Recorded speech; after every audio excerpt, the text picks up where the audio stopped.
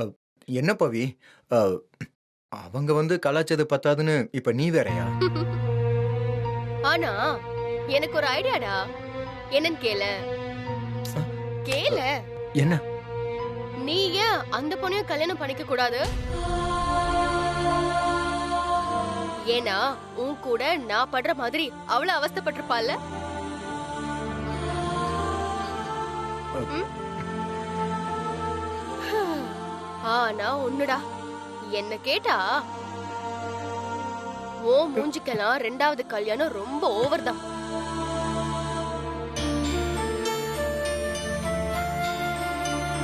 எல்லாம் விளையாட்டா போச்சு இதெல்லாம்.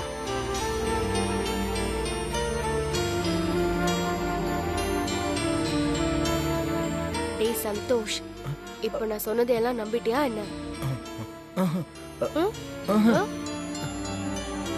டேய், நீ மட்டும் என்ன விட்டுட்டு ஏதாவது பொண்ண பாக்குறேன்னு தெரிஞ்சது கொன்னுடுவேன் பாத்துக்கோ.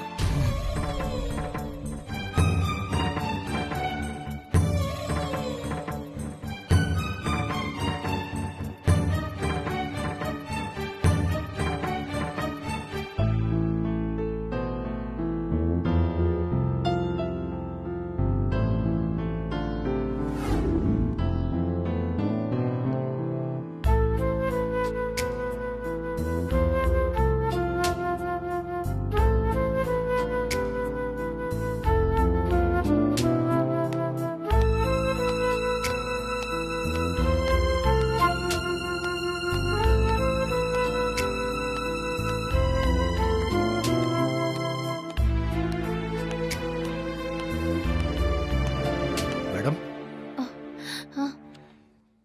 என்னாச்சு மேடம்?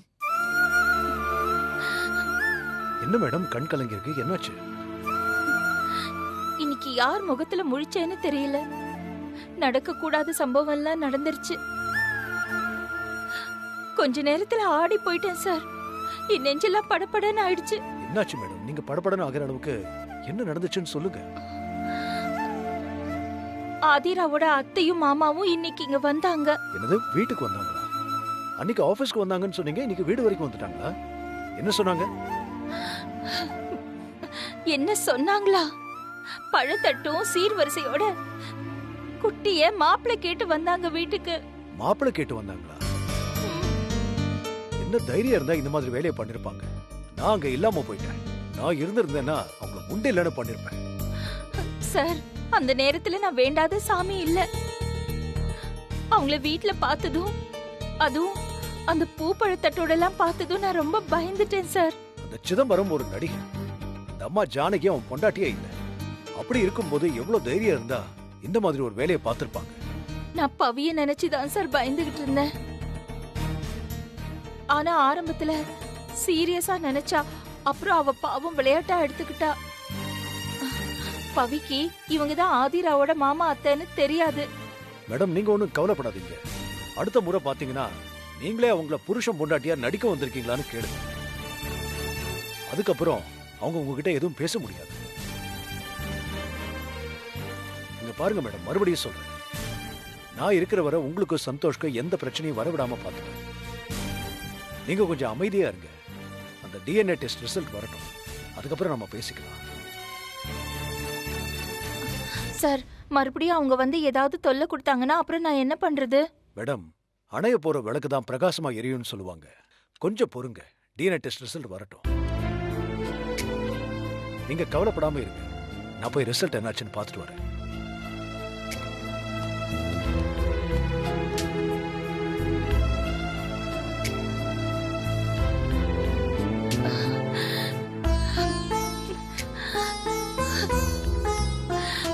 முருகா, காப்பாத்து.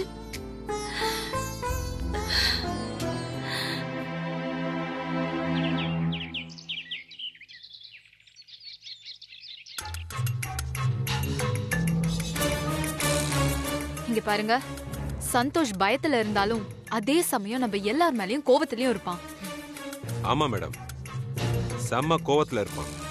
அங்கேயே அவனை நெருக்கு நேரா பார்க்க முடியல. அதுவும் இல்லாம அவங்க வீட்டுல ஒரு கிழமை ஒருத்தன் இருக்கா மேடம். ஐயோ, அது பேசுற பேச்ச காது கொடுத்து கேட்க முடியல. அதுக்கு தான் சொல்றேன், அவன் நேரா இங்க தான் வருவான். அவன் கோவத்தை குறைக்கணும்னா நான் சொல்ற மாதிரி செய்யுங்க. நீங்க 2 பேரும் பெட்டி படிக்க எடுத்துட்டு உடனே ஊருக்கு கிளம்புங்க. என்ன மேடம் இவ்வளவு சீக்கிரம் கிளம்ப சொல்றீங்க? அவன் வரும்போது நீங்க 2 பேரும் பெட்டி படிக்கையோட கிளம்புற மாதிரி ரெடியா இருங்க. போங்க போங்க. கிளம்பலாம்.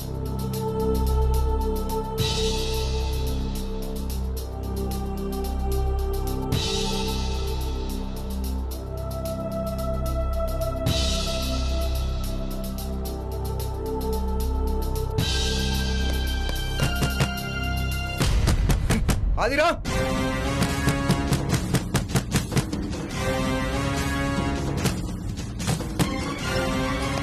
எங்க எங்க உன் அத்தை மாமா? கூப்பிடு அவங்கள. என்ன கூப்பிடு அவங்கள. என்ன எங்க உன் சந்தோஷ்? அத்தை மாமாலா? என்ன ஆச்சு? நீ முதல்ல அவங்கள வர சொல்லு, அப்புறம் சொல்றேன். என்ன பிரச்சனை? சொல்லு. ஹலோ சார், என்ன சார் நீங்க நினைச்சிட்டு இருக்கீங்க? நான் அவ்வளவு சொல்லி என் கல்யாணத்தை பத்தி பேசுறதுக்கு என் வீட்டுக்கு வந்திருக்கீங்க. என்ன நினைச்சிட்டு இருக்கீங்க நீங்க? ஆதிரா, இதெல்லாம் ஓ வேலை தானே? ஐயோ சந்தோஷ், எனக்கு இவங்க வீட்டுக்கு வந்ததே தெரியாது சந்தோஷ். இவங்க சொல்லிதான் எனக்கு தெரிய வந்துச்சு. அதான் உங்க மேல கோவப்பட்டு உங்க ரிலேஷன்ஷிப்பே வேண்டாம், இந்த வீட்டை விட்டு போங்கன்னு சொல்லிட்டேன். அதான் உங்க போறாங்க. சந்தோஷ், உனக்கு உன் பிரச்சனை முக்கியம்னா எங்களுக்கு எங்க பொண்ணோட வாழ்க்கை தான் முக்கியம்னு பட்டுச்சு. பாவம் ஆதிரா, இந்த மாதிரி எந்த பொண்ணுக்கு இப்படி ஒரு நிலைமை வந்துடக்கூடாது. நீங்க 2 பேரும் ஒண்ணா சந்தோஷமா இருந்தீங்க. ஆனா பழிப்பாவம் மட்டும் வெறும் ஆதிராக்கு மட்டும்தானா? பொண்ணா பிறந்த பாவத்துக்கு இன்னும் என்னெல்லாம் அனுபவிக்க போறாளோ. சந்தோஷ், அவங்க போகட்டும் சந்தோஷ். அவங்க பண்ற எதுவுமே எனக்கு சுத்தமா பிடிக்கல.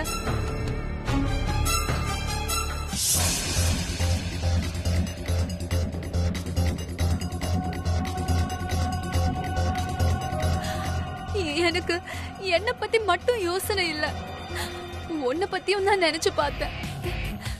எனக்கு நீ சந்தோஷமா இருக்கணும் சந்தோஷ். நான் இன்னும் கொஞ்ச நாள்ல இந்த வேலையை விட்டு, இந்த ஊரை விட்டு, உன்னையும் விட்டு போயிடுவேன். எனக்கு என் குழந்தை இந்த சமுதாயத்துல அனாதையா பிறக்க போறது நினைச்சாதான் என்னால தாங்க முடியல. இன்னும் கொஞ்ச நாள் பாப்பேன். எந்த வழியுமே இல்லனா இந்த உலகத்தை விட்டே போயிட வேண்டியதான். ஆதிரா, என்ன ஆதிரா நீ என்ன சொல்லிக்கிட்டு இருக்க? இப்பவும் நான் சொல்றேன், தெரிஞ்சோ தெரியாமலோ ஒரு விஷயம் நடந்து போச்சு. எனக்கு உன் மேல பாசம்லாம் இருக்குது, அதெல்லாம் இல்லைன்னு நான் சொல்லவும் இல்லை. உங்க அப்பா அன்னைக்கு சொன்ன வார்த்தை இன்னும் என் மனசுலயே தான் இருக்கு ஆதிரா. இங்க பாரு, நீ அவசரப்பட்டு எந்த முடிவும் எடுத்துறாத. இல்ல சந்தோஷ், நானும் உன்கிட்ட எல்லா விதமாவும் கேட்டு பார்த்துட்டேன். நான் பாசம் வைக்கிற யாருமே என் கூட இருக்கிறது இல்ல. இப்ப எனக்கும் என் வயித்துல வளர்ற ஒண்ணுமே அறியாத இந்த ஜீவனுக்கும் நீ மட்டுமாவது இருக்கேன்னு நினைச்ச சந்தோஷ். ஆனா உனக்கு உன் குடும்பம் தான் முக்கியம்னு சொல்லிட்ட. சரி சந்தோஷ், எனக்கும் என் பிள்ளைக்கும் ஆரோ குளமோ இல்லாமலா போயிட போது. என் தலையில என்ன எழுதியிருக்கோ அதுவே நடக்கட்டும். சந்தோஷ், நான் செத்துட்டேன்னு உனக்கு செய்தி வந்துச்சுன்னா எனக்காக ஒரு சொட்டு கண்ணீர் விடு, அது போதும் சந்தோஷ்.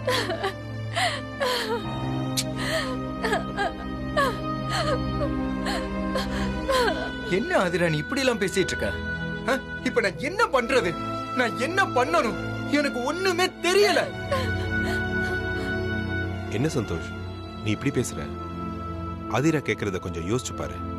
அவ என்ன உன் சொத்துல உன் வீட்டுல பங்கு கொடுன்னா கேக்குறா? என் குழந்தைக்கு நீதான் அப்பான்னு எழுதி கையெழுத்து போட்டு கொடுன்னு சொல்றா. எதுவுமே இல்லைன்னா ஒரே ஒரு மஞ்ச கயிறையாவது கட்ட சொல்றா. அத கூட உன்னால பண்ண முடியாதா?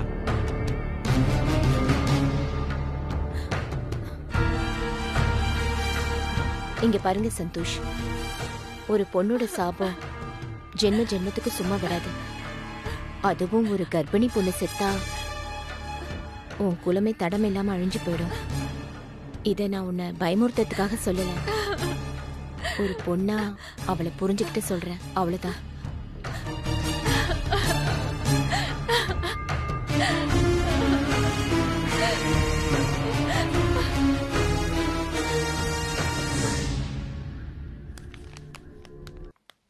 இந்த மாத்திரையெல்லாம் கரெக்டா சாப்பிடுங்க. சரிங்க மேடம். மேடம் ஒரு நிமிஷம். சொல்லுங்க சார். என் பேரு ஹரிகிருஷ்ணன். டாக்டர் கிட்ட டிஎன்ஏ டெஸ்ட் ரிப்போர்ட் கேட்க ஓகே. ரெடி ஆயிடுச்சுங்களா? வெயிட் பண்ணுங்க சார், டாக்டர்கிட்ட கேட்டு வந்துடுறேன். மேடம் ஆ?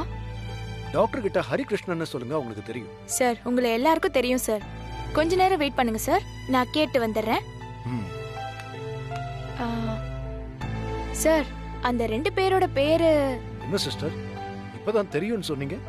தெரியும் சார், இருந்தாலும் ஒரு தடவை கன்ஃபார்ம் பண்றதுக்காக தான். ஆதிரா சந்தோஷ் தானே சார்? கரெக்ட் தான் சிஸ்டர். ரெடி ஆயிடுச்சான்னு கொஞ்சம் பாருங்க. சார் ரெடியா தான் சார் இருக்கு. ஒரு முறை டாக்டர்கிட்ட காட்டிட்டு கொண்டு வந்துடுறேனே. சிஸ்டர் நான் டாக்டர் கொஞ்சம் பார்க்கலாமா? இல்ல சார், டாக்டர் வந்து வேற ஒரு பேஷண்ட்டை பார்த்துட்டு இருக்காங்க சார். உங்க ரிப்போர்ட் ரெடியா தான் சார் இருக்கு, நான் பார்த்தேன் சார். டாக்டர் கிட்ட இன்ஃபார்ம் பண்ணிட்டு நான் கொண்டு வந்து தரேன் சார். சரி சிஸ்டர். Okay sir. ரிசல்ட் நமக்கு ஃபேவரா வரணும். அப்படி வந்தா சந்தோஷ் பிரச்சனையை இமிடியேட்டா சால்வ் பண்ணி அந்த ஆதிரா போடுற நாடகத்துக்கு ஒரு முற்றுப்புள்ளி வச்சிடலாம். லக்ஷ்மி மேடமும் சந்தோஷ் பிரச்சனையில இருக்கான்னு தெரிஞ்ச நாள்ல இருந்தே ரொம்ப டிப்ரெஷன்ல இருக்காங்க. இந்த டிஎன்ஏ ரிப்போர்ட் சாதகமா வந்தா அவங்க மனசுக்கு ஒரு ஆறுதலா இருக்கும். சார் இந்தாங்க சார் உங்க ரிப்போர்ட். தேங்க்யூ. டாக்டர் கொடுக்க சொன்னாங்க. ரிப்போர்ட்ல என்ன இருக்கு? எல்லாம் நல்ல விஷயம் தான் சார், ஓபன் பண்ணி பாருங்க.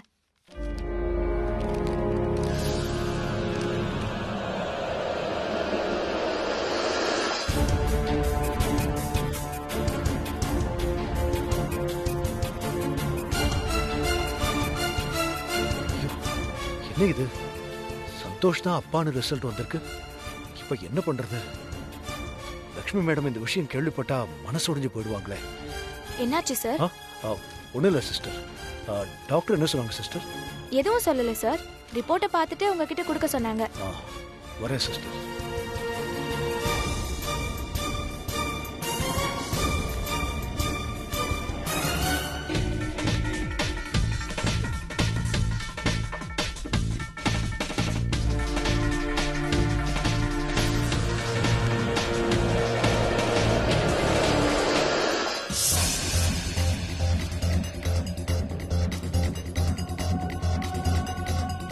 ஹரிகிருஷ்ணன் ஃபேமஸ் செஃப்பா இருந்தா உங்க திறமைய சமையல் பண்றதுல காட்டுங்க.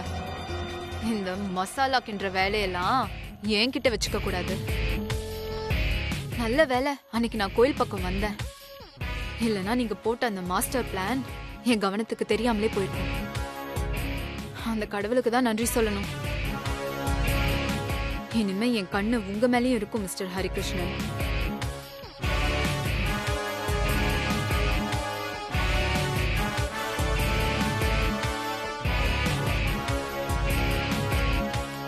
மேடம் வாங்க மீரா. நான் சொன்ன வேலையை முடிச்சிட்டீங்களா? மேடம் நீங்க சொன்னபடியே ரிப்போர்ட்டை மாத்தி வச்சுட்டேன். முதல்ல நீங்க வந்து கேட்கும்போது எனக்கு கொஞ்சம் பயமும் பதட்டமும் தான் இருந்துச்சு. ஆனா நீங்க அதிகமா பணம் தரேன்னு சொன்னதுக்கு அப்புறம் தான் இதை பண்ண ஒத்துக்கிட்டேன். ஏன்னா எனக்கும் பண தேவைகள் இருக்கு மேடம். பணம் பத்தும் செய்யும், பணம் பாதாளம் மட்டும் பாயும்னு சும்மாவா சொன்னாங்க? நீங்க எல்லாருக்கும் தேவைகள் இருக்கு, அதை ஃபில் பண்ணி கொடுத்தா போதும். அவங்கள ஈஸியா நமக்கு அடிமையாக்கிடலாம். நீங்க பெரிய ஆள் தான் மேடம், பயங்கரமா பிளான் போடுறீங்க, நல்லா தத்துவமா பேசுறீங்க. தேங்க்ஸ் மீரா. இல்லனா ஊர் பேர் தெரியாத ஊர்ல வந்து குப்பை கொட்ட முடியுமா? நமக்கு என்ன வேணும்னு முதல்ல நம்ம முடிவு பண்ணணும். அப்புறம் அந்த பொருள் கிடைக்க என்னென்ன வழிகள் இருக்குன்னு தேடணும். அப்புறம் அதுல என்ன ஓட்ட உடசல் இருந்தாலும் அதை அடைக்கணும். இப்ப நான் பண்ணல அந்த மாதிரி. அப்பதான் நம்ம ஆசைப்பட்ட பொருள் நம்ம கைக்கு வரும். என்ன மீரா, இதெல்லாம் உன்கிட்ட ஏன் சொல்றேன்னு பாக்குறியா? நீயும் இதெல்லாம் தெரிஞ்சு வச்சுக்கணும். உன் வாழ்க்கைக்கும் இது கண்டிப்பா உதவும்.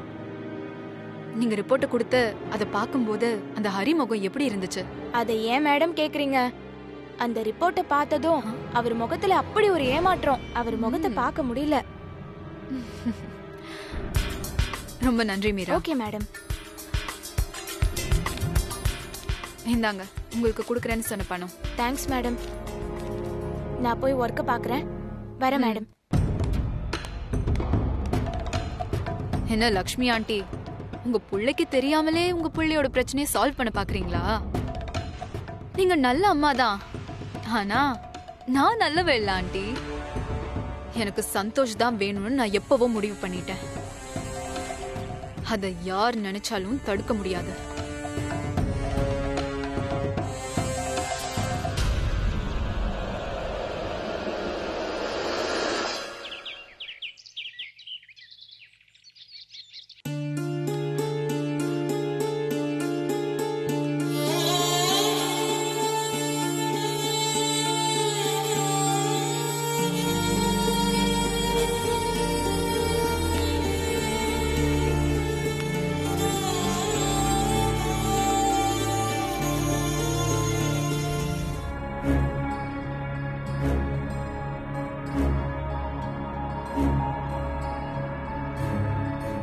ஹரி சார்,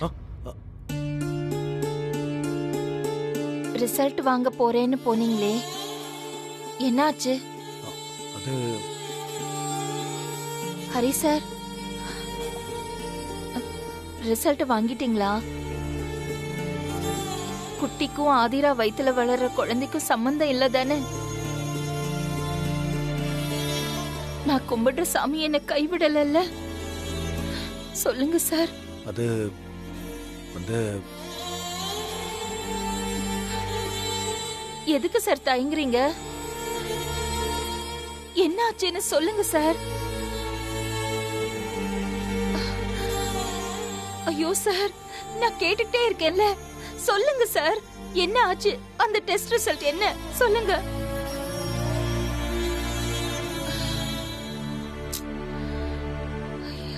கடவுளே,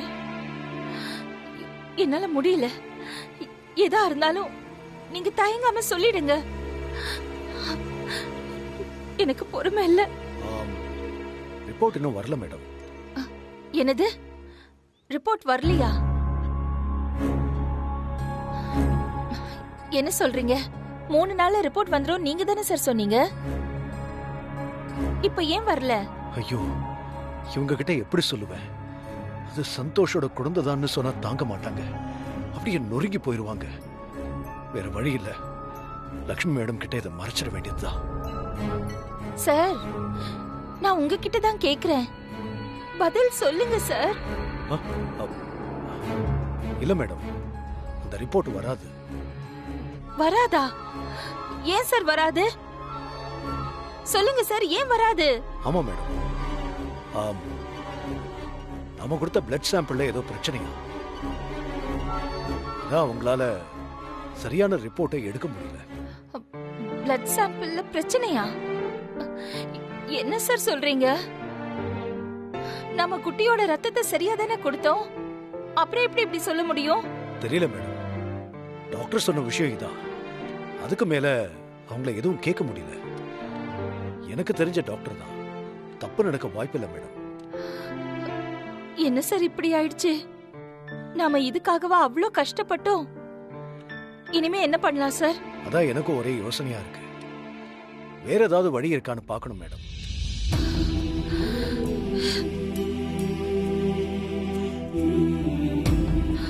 கடவுளே, கடவுளே, இது என்ன சோதனை? சார், இந்த ஒரு விஷயத்துக்காக தானே நான் மலை போல நம்பிக்கிட்டு இருந்தேன். இதுவும் இப்படி ஆயிடுச்சே சார். இப்ப நான் என்ன பண்ணுவேன்? ஏற்கனவே ஆதிராவோட அத்தை மாமா வீடு வரைக்கும் வந்துட்டாங்க. இனிமே அவங்க என்னெல்லாம் பண்ண போறாங்கன்னு தெரியல சார். இனிமே நான் என்னென்ன பார்க்க போறேன்னு எனக்கு ஒண்ணும் புரியல. என்னோட குட்டியோட வாழ்க்கை என்ன ஆகும் சார் அப்புறம்? மேடம், இந்த மாதிரி நேரத்துல தான் நம்ம தைரியமா இருக்கணும். அப்பதான் அந்த பிரச்சனையில இருந்து நம்ம வெளியே வர முடியும். கடவுள் ஒரு கதவை அடைச்சா இன்னொரு கதவை கண்டிப்பா திறப்பான். நம்ம கிட்ட இருக்கிற ஒரே விஷயம் நம்பிக்கை மட்டும்தான். அதனால கொஞ்சம் யோசிப்போம், கண்டிப்பா நல்ல வழி பிறக்கும். இப்போ சொல்றேன் மேடம், எனக்கு சந்தோஷ் மேல நம்பிக்கை இருக்கு.